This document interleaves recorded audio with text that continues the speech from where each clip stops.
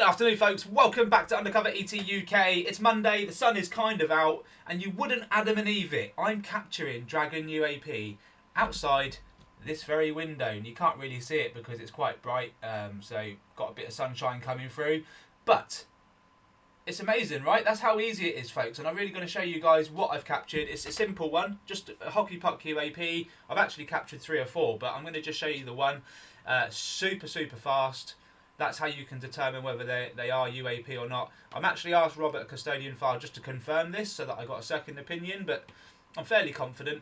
And if I've got it wrong, I'll let you know. I'm going to hear from Coulthart first over on X. But before we do, please like and subscribe. UndercoverETuk UK. We need your support. Disclosure needs your support. I want so many video analysts out there so that people can't deny this at all. It needs to get out there. What are these things? What are they doing? What's their intention? How many of them are there?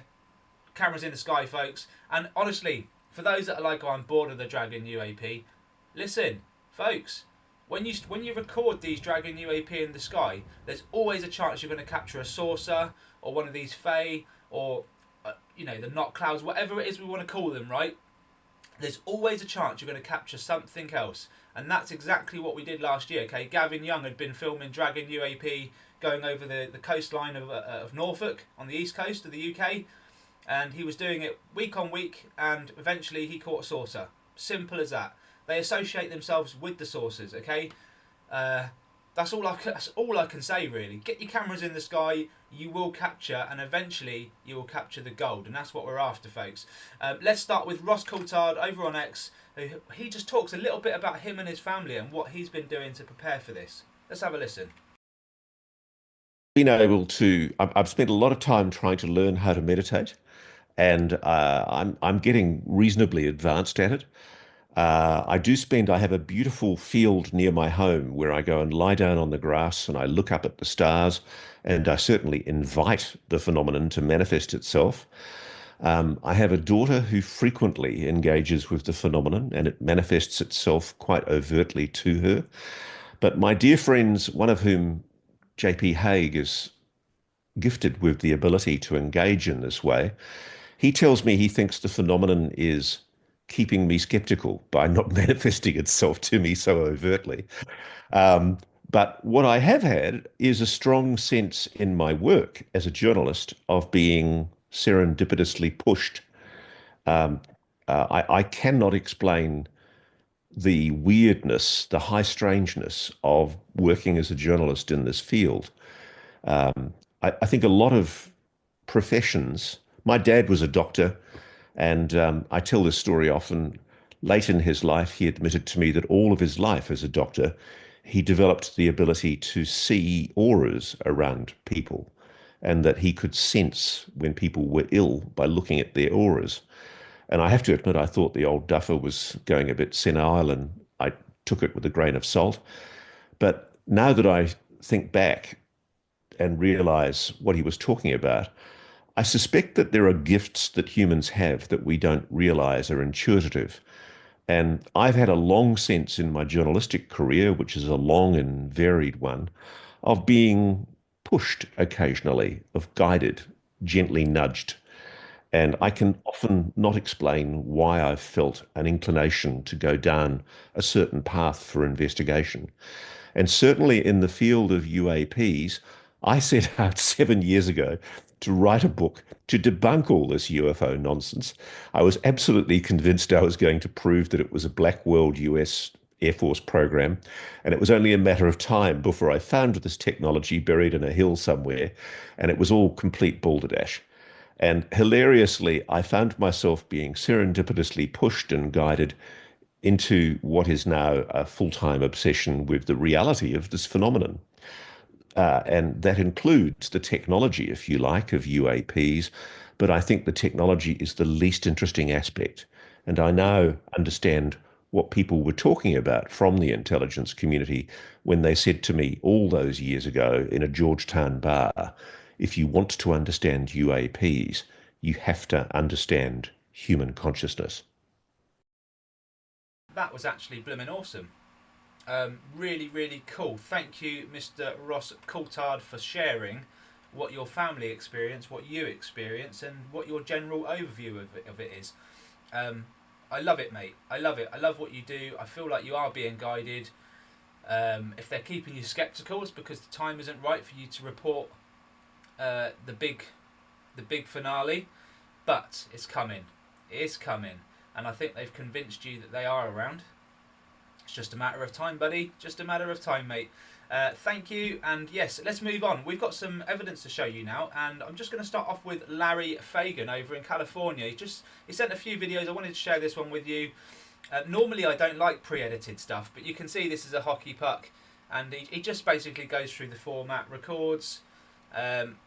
He's slowing it down. He's going frame by frame here. You can see how it's jumping. You can see the shape of it. You can see how high up it is there. It's fairly decent, and you can see more than one object, and fantastic, mate, fantastic. Send me all the raw evidence though, anything you've got. I don't mind the speed, I don't mind anything, just send it raw. I'll analyse it, slow it down, do all my stuff, and that's what I like to do. But that's spot on, mate. That's literally what we're all filming out in the skies, and if you keep doing this, if you keep filming those objects, what you end up with potentially is a bit of gold in there, just a little bit of gold. Alright folks, so this is my capture. It wasn't taken long ago at all, and it's just from the window next to me, okay? It kind of comes into view around about now from the right hand side to the left, and it's quick. I'll just play it in real time. That's it. Super fast. And you know, I've sent this to Robert, a custodian file, just to get a second opinion and confirm, but it's matching the same speed that we're seeing everywhere else. It's unbelievable. And yeah, I'm going to keep recording, especially while the sun's out. I've got to keep recording because, and I mean this, folks, if you record these things, there is every single chance that you're going to capture a saucer or something else. They do associate themselves with other things, and it is literally a matter of time. If you keep recording, you will capture something else. And look, this is slowed down now.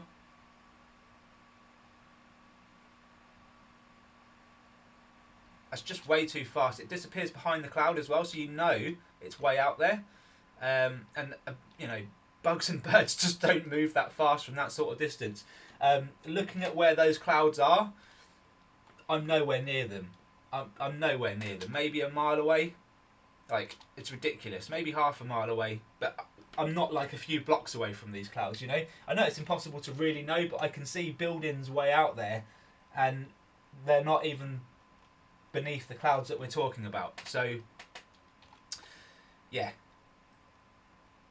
can I just confirm this thing goes behind? I mean, it disappears from that point. We don't see it. Let's see if we can just get one more look. It's so quick.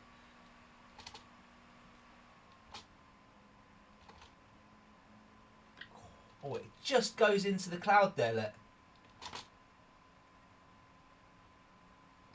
Actually passes in front, just in front. But I mean, for me, that's just way too fast, and it kind of goes really faint here. So I'm assuming it's touching the cloud, or it's just going through its phases as it's moving. You know, they tend to blink out before they really pull off. And if anyone, in fact, I'm going to show it in a minute. Really good presentation by John at Latchkey last night, and I want to share it with you guys. I wasn't going to do it, but I will anyway. So yeah, this is my capture, folks. That's how easy it is.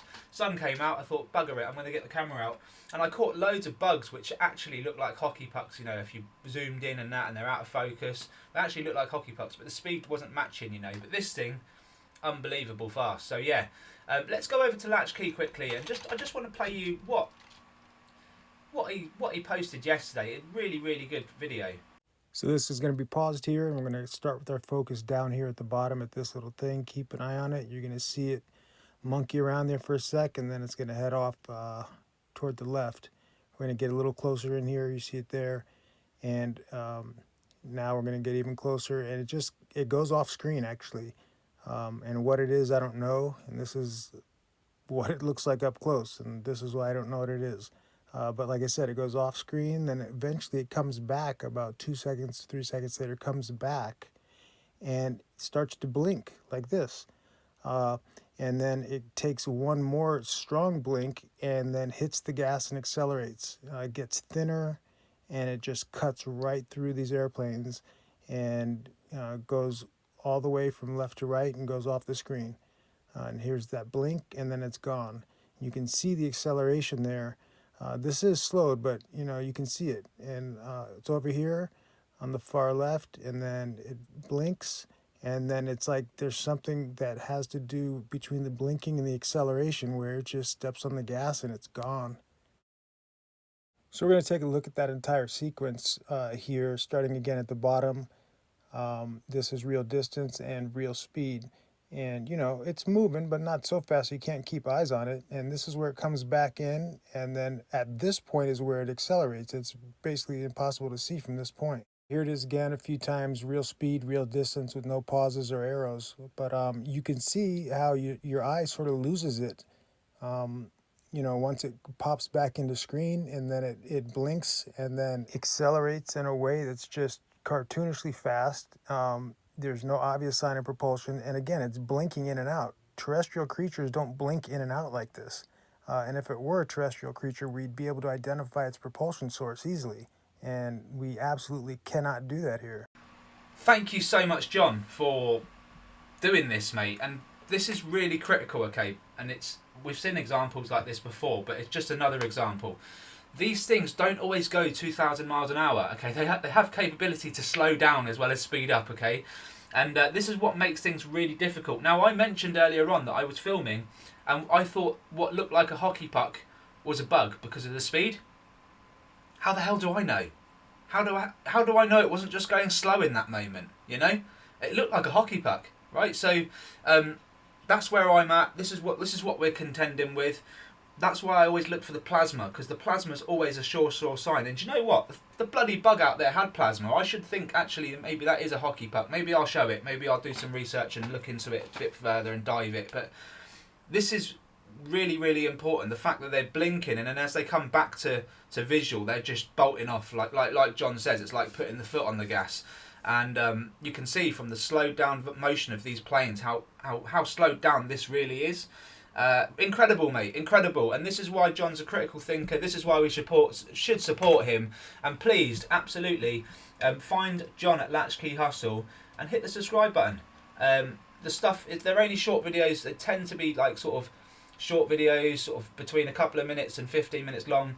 But the presentations are amazing, and he's spot on with what he does. And I believe that he's caught more than most. So please support John at Latchkey. And with that said, folks, I hope you enjoyed this one. Please like, subscribe. It's free to do. Support disclosure by supporting the public's evidence, and get your cameras out in the sky. Just record for 5 minutes from a windowsill up high somewhere. 15 to 20% zoom, I guess, if you're doing it from a window, and just see if you can capture a UAP. And if you are getting them quite regular, feel free to zoom in that little bit more. Maybe we can get some detail. Maybe you might capture a saucer and we'll get lucky. Take care, folks. All the best, and I will catch you on the next one. Bye bye for now.